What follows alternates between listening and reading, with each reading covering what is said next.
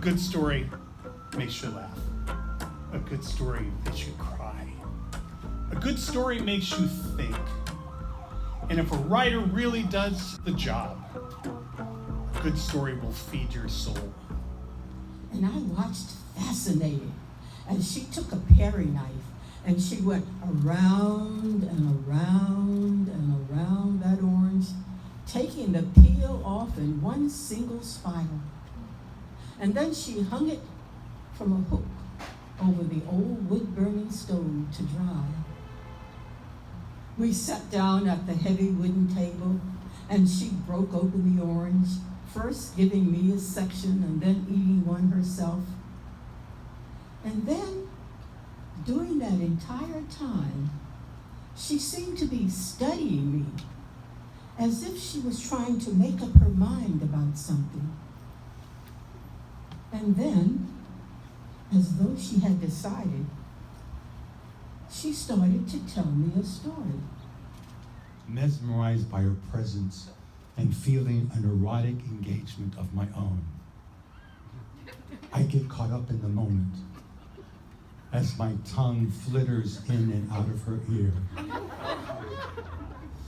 Suddenly, Kathleen pushes me away and slaps me across the face.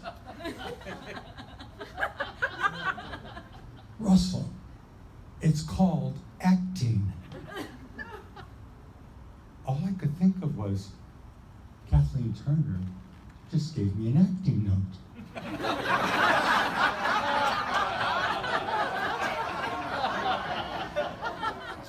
I was waiting, and I checked like every 10 minutes. I'm like, did we sell that last ticket? Did we sell that last ticket? I kept waiting, checking. 7 hours later, still hadn't sold that last ticket. And then magically, I'm gonna say around 9-ish, 10-ish, we sold the ticket. Who bought that ticket? Come up here, please. Watch your step. And your name is? Lorraine. Lorraine. I'm Larry. Nice to meet you, Larry. Great to meet you. We're down to 3, so this is be a little big. It's going to make a fantastic night shirt for you. It will. It'll be like taking us all to bed every night. I don't know if I was the favorite of my mother amongst her 6 children, but this I know for sure. The relationship of a mother and her gay son is something unique and unexplainable. A poetic codependence. American photographer Elliot Erwood said, "To me, photography is an art of observation. It's about finding something interesting in an ordinary place. I found it has little to do with the things you see, and everything to do with the way you see. That's what I try to strive for, to always be a vigilant observer. Tonight I brought a sampling of a variety of things that I see and photograph. I hope perhaps you might find one that you like. If you do, I'll be happy to talk with you about it. Thanks." She said I have a gun. I wouldn't be afraid to use it. So I opened the yellow pages. That's what we did back then, remember? I opened the yellow pages to G for guns, and I found Dave's Gun World and Target Range in Van Nuys. I called him up and I said, hey, I'm trying to, I've never, do you have lessons? Yes, we do. How's Thursday, 4 o'clock? Okay.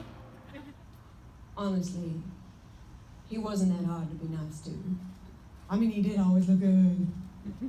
And then he stayed slim and handsome the whole time, which is a lot more than most husbands. And this one time, I was sleeping with the windows open, and I hear Dixon snoring out in the tub, and he always did come home, I will give him that. And I dragged my kitchen stool across the yard, and we had one of those crepe myrtles out there, and it just shed all of its blossoms so that it lay like a blanket of creamy white petals right on top of it. That begins this journey of like 7 weeks that were filled with magical trips to the supermarket. Seriously, where I am marveling at this like Dr. Dolittle in yoga pants who's like talking to the vegetables. and the salmon and the chocolate from a position of authenticity and gratitude that would blow your mind. The way that she loved me, that specific way that she cared for me, right? That felt like home. Like, is that a blueprint? Is that a blueprint of the way that I'm supposed to be loving myself? You guys can sing that with me if you want. Take it all out. Take it all out on me. We'll get there. I just called to say goodbye. It didn't go our way at all. So we rewrote every line. And I know life can bring you down. Ooh, sending out an SOS. We can turn this thing around.